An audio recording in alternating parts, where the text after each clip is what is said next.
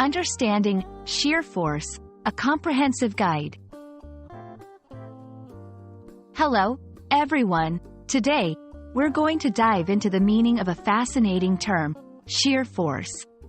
This phrase is often used in physics and engineering, but it can also pop up in everyday language.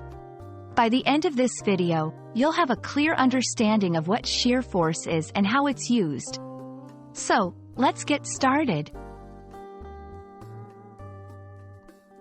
Shear force refers to a force that causes layers or parts of a material to slide past each other in opposite directions. Imagine holding a deck of cards.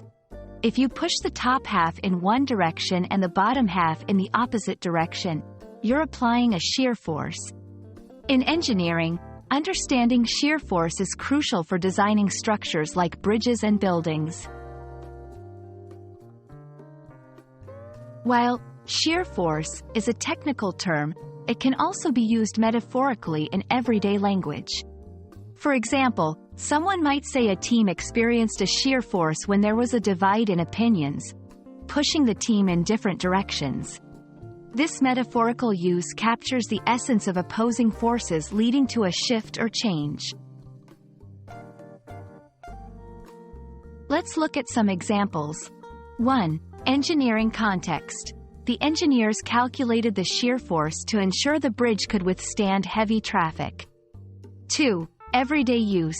The shear force of the argument left the committee divided.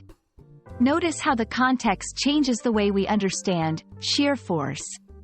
In the first example, it's about physical forces on a structure. In the second, it's about the impact of strong, opposing views. We hope this video has helped clarify the meaning and usage of shear force. Whether you're interested in physics, engineering, or just expanding your English vocabulary, understanding terms like this is incredibly valuable. Thanks for watching, and we look forward to bringing you more insightful language content soon.